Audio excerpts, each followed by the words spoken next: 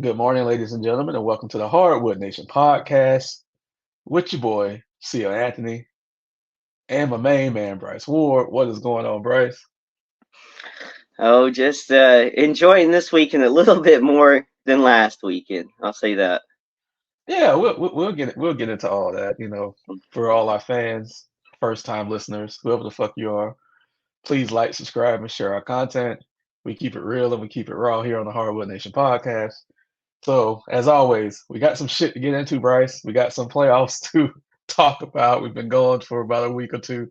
Um, I want to ask you this question. We'll start in the Eastern Conference. We'll start with the Orlando Magic, who fell down 2 games to 0 against the Cleveland Cavaliers and have come back and tied the series. So, predictions as far as the 4-5 matchup in the East. Who you got? Well, originally I picked Cleveland to win this series.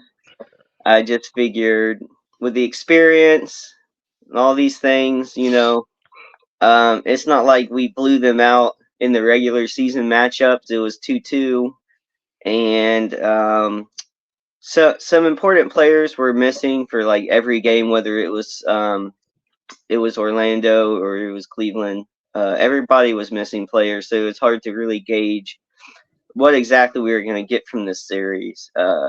And Now, though, um, I'm leaning more towards the Magic. I just don't know if they're going to be able to win Game 5 or if they're gonna if it's going to go all the way to a Game 7 because um, the Magic definitely showed their youth and inexperience, and their flaws showed up in major ways in games 1 and 2 in Cleveland, which of course we know um, role players and non-star type players they generally do play better at home. I mean, the Magic had one of the best home records all season, so it didn't surprise me that they laid 2 eggs in Cleveland to start. I was hoping Game 2 would be an improvement, but they still seem to have the same exact issues. But if you've been watching them all season, it wasn't anything new. It was shooting issues mostly. And so games 3 and 4 back home in Orlando, wildly different. You could argue that as bad as we lost in game 1 and 2, Cleveland lost in a worse fashion games 3 and 4.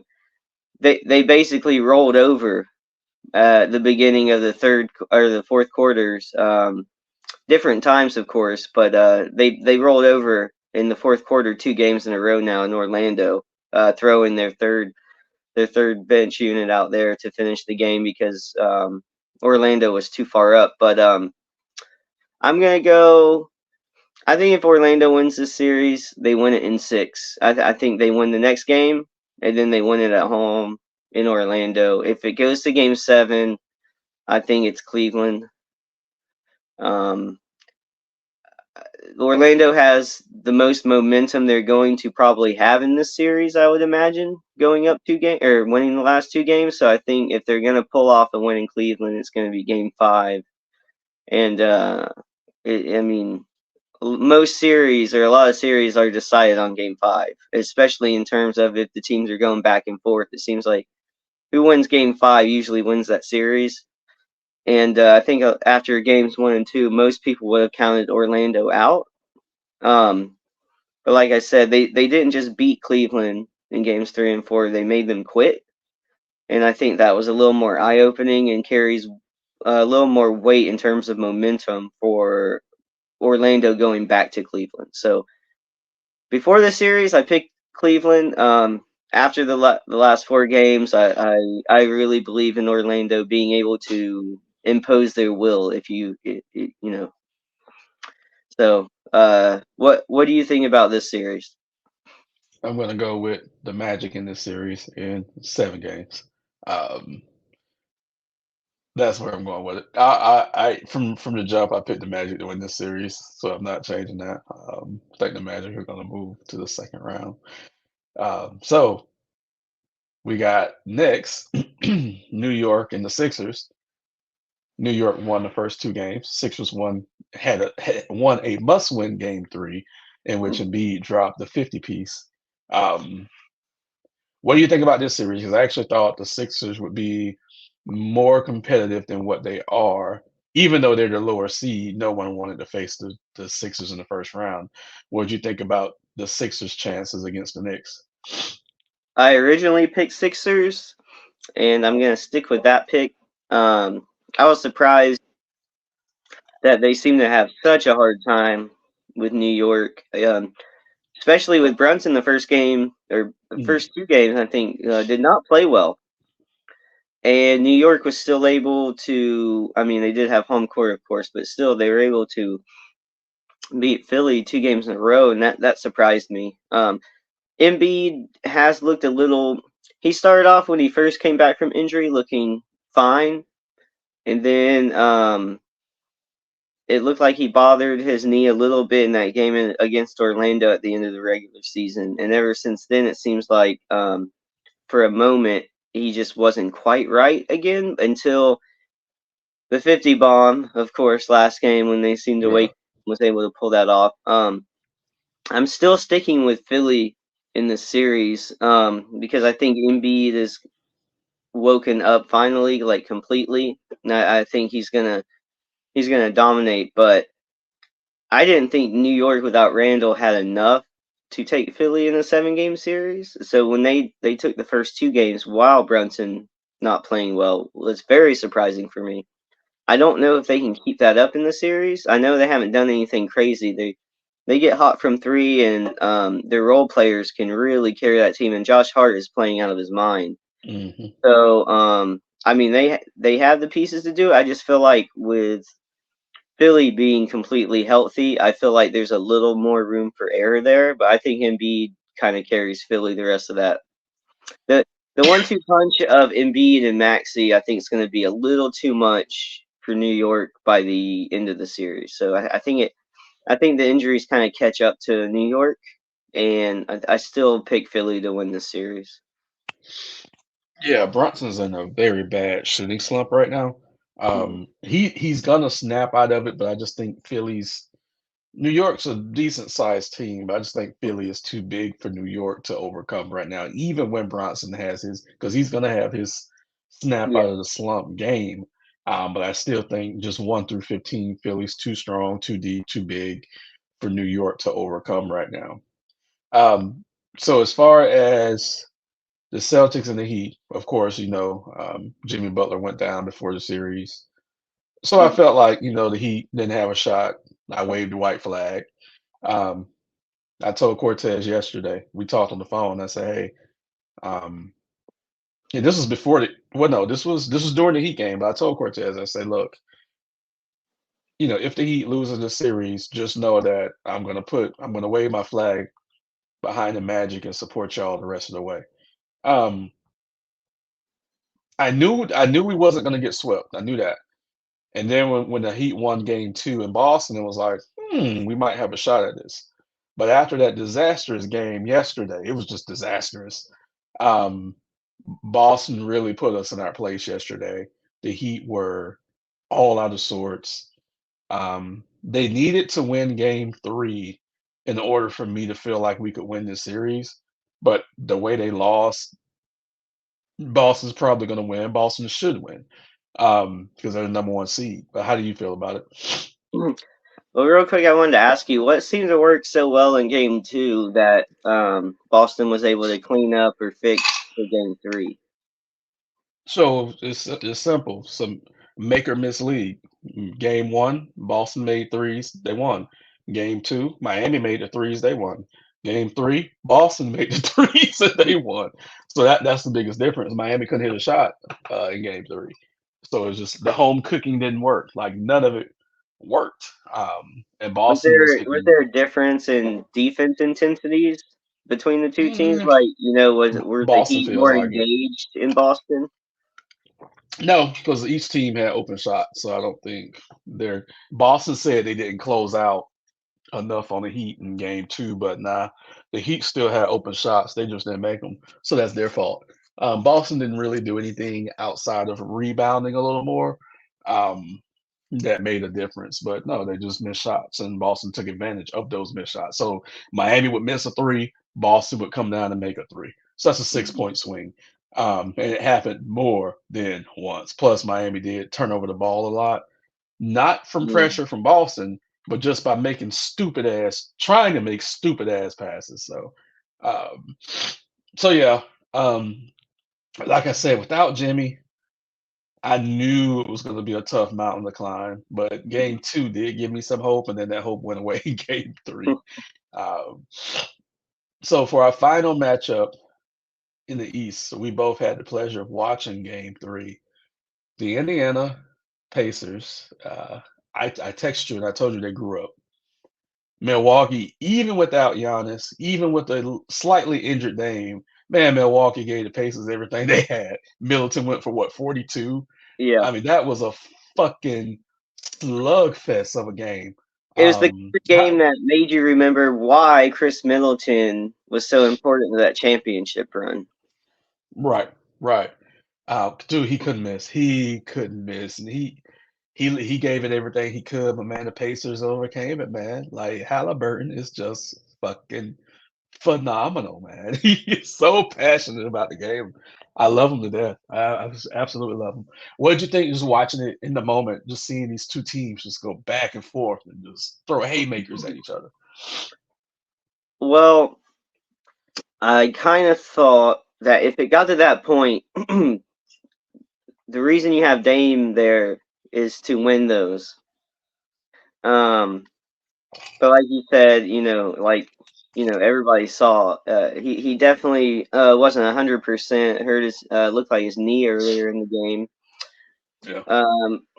But I just trusted Dame to kind of win those moments more than whoever else is on Indiana, and it actually turned out to be Middleton who was hitting the tough shots at the end of the game. So it wasn't even Dame, but I still believed in Milwaukee to be able to pull that off and to be in that moment and to have it slip out of your hands. I mean, Halliburton hit an Hmm. awesome floater. Um, Mm. Halliburton has been a little up and down this season with some very high highs, and uh, I think he really needed that kind of performance and that kind of win.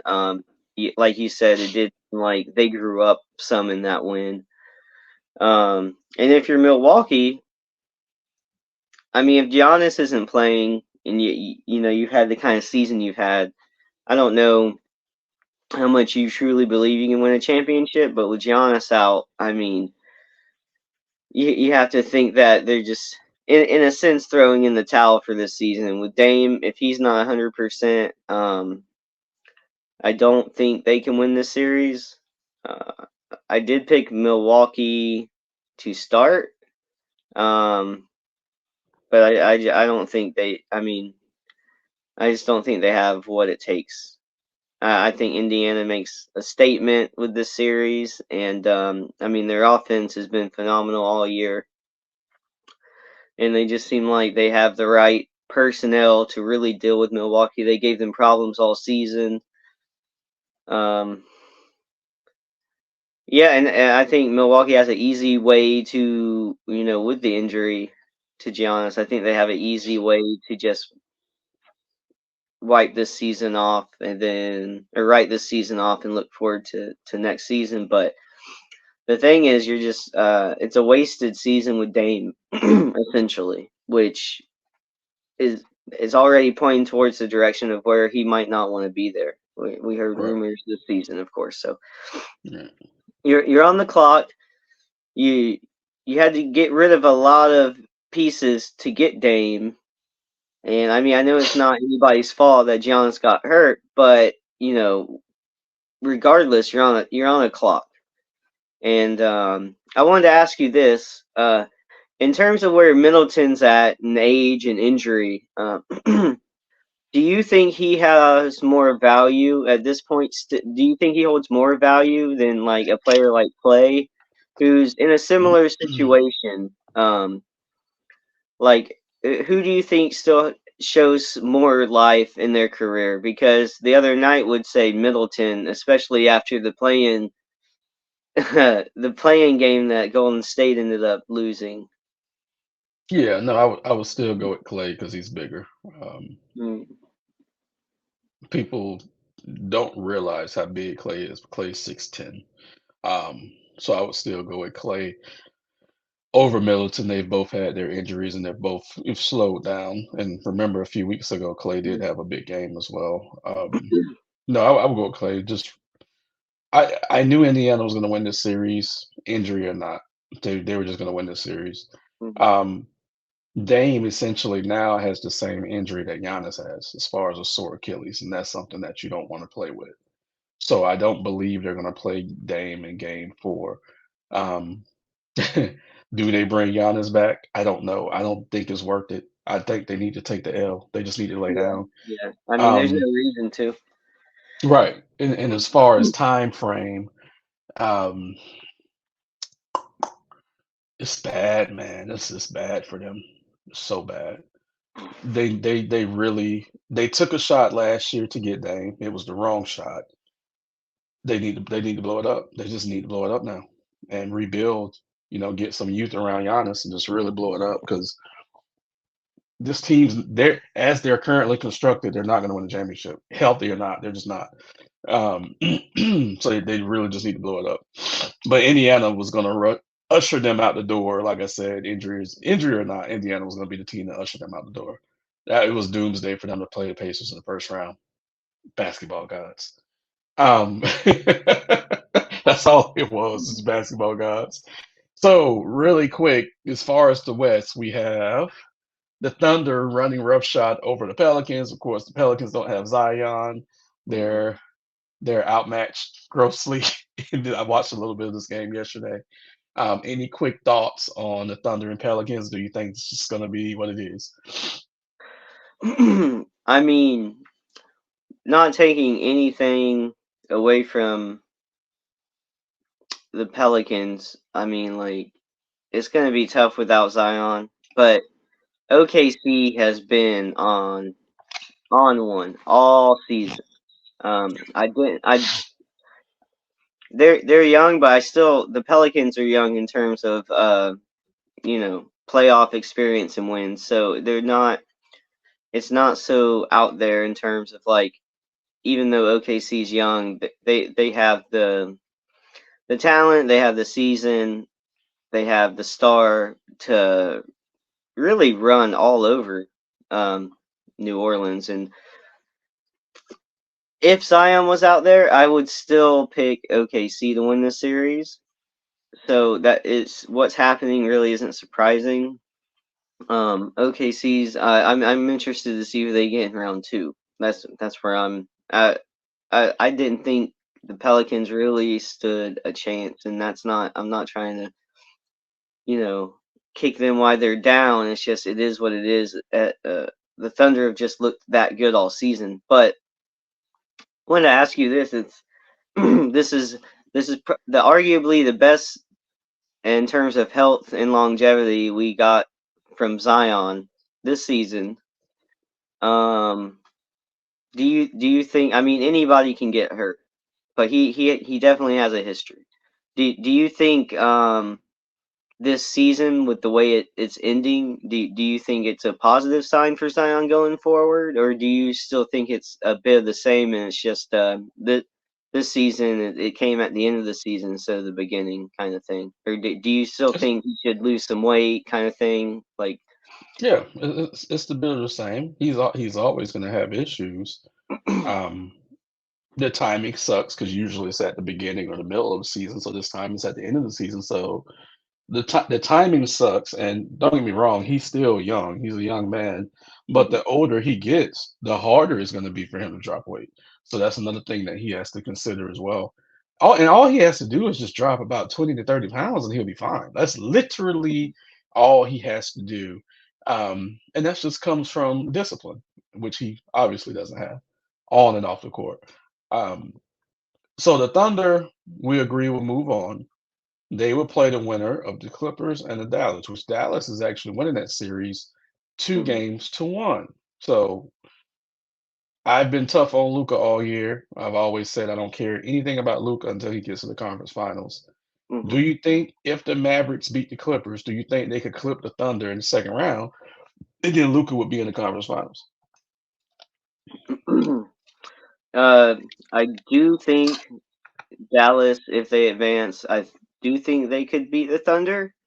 But it went Mhm. like whoever comes out of this series, they're the wild card for me. The Clippers with Kawhi healthy, which he just came back and played limited minutes, I believe, the last game. Right, right. Um, if they're healthy, the Clippers are tough, and we saw them hitting their stride towards the later part of the season before Kawhi got hurt, and they were looking pretty tough, pretty tough.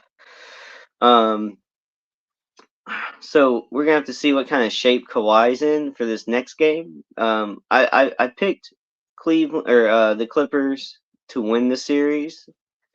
Dallas has stepped up and has answered pretty well. Luca and Kyrie are not going to go down without a fight, and then Lucas had an awesome uh, game two and three, I believe, and but still, whoever comes out of this series, they're still the wild card to me in terms of like they could kind of beat anybody. They haven't really shown that they can do it consistently the entire series yet. And I'm with you. I need to see Luca prove himself, kind of. I do think with the way the series has started, and if Kawhi is 100%, that's a different story. But we have to see that. I think Dallas pulls off this series, Mhm. and round two is going to be an interesting matchup because OKC's age and inexperience. But in terms of what they have on a team, I still believe the Thunder win that series. Um, Against the Mavericks. yeah, I think Shea is kind of undeniable. Um, for as impressive as people were, or as impressive as Halliburton was this season, I know it's not like people haven't been talking about Shea. I know he's like an MVP finalist. And I'm aware.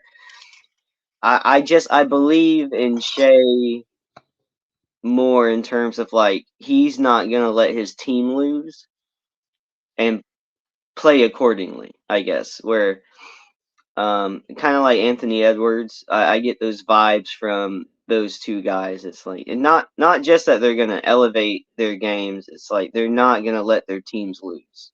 It's a different Right. mentality, and I really have those vibes from the Thunder.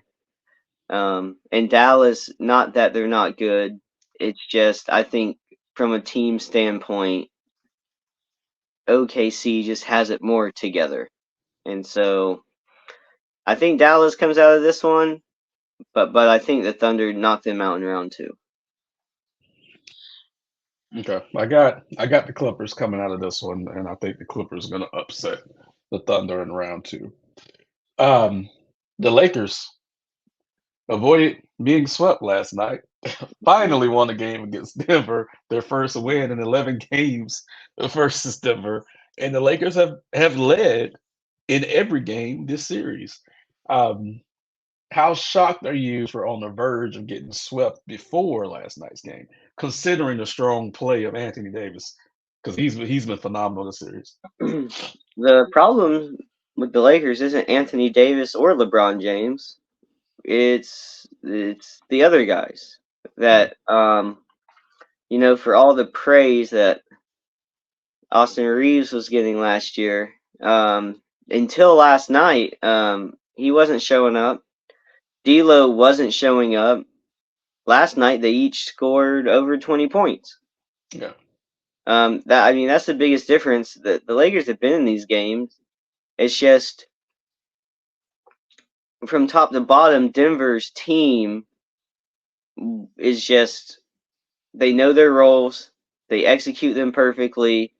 They have the confidence from winning a championship last year. They have Jokic and Murray to lead them. It's just I feel like their offense and the team design is just a little crisper. And so without Austin Reeves and without D'Lo at the top of their games, I just didn't think LA had what it took to withstand the depth. And like I said, it just seemed like the Denver offense is just running so smooth. I mean, we saw it all last year, and they've just kept it going. When their offense is on fire, it just doesn't seem like there's good ways to stop them. Right. And so I believed in their depth and their continuity and experience a little bit more than the Lakers role players. And but last night was a different story. Was the first game where it wasn't just the LeBron and AD show. And if they want to win this, if they want to win any more games in the series, it's going to have to be similar situations. So I don't know if those other guys can do that consistently. So I mean, I don't think. I mean, I'm sure the Laker fanboys, of course, pick LA, but I'd pick Denver to win a championship all season. I don't care who they have to go through and whatever round to Yeah. get there. That hasn't Yeah. changed, and it's not going to change. I whoever they face in the finals, I'm sorry, you're just facing Denver at a bad time. It's like years ago when whoever, besides the miracle that LeBron James pulled off, besides that, you're going up against Golden State in the finals. I'm sorry, but you're not going to win. Right. Um, and Denver's just in that spot right now. So yeah, and I know we haven't gotten into it yet. I feel bad for the Timberwolves because after they, of course, exposed the Suns for what we've known all season, nothing new to Mhm. us. But Minnesota's not making it out of the second round either. So we'll preview that next week. But that's gonna be, as old JR used to say, that's gonna be a slobber knocker of a series. Yeah, Okay, yeah. Minnesota, Denver. Um, so Minnesota's at, going to go up in that series, but they're mhm. going to lose that series. So as you said, the Timberwolves have been exposing the Suns. Game 4 is tonight.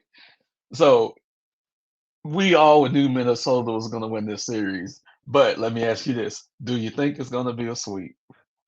God, I hope so. I hope so.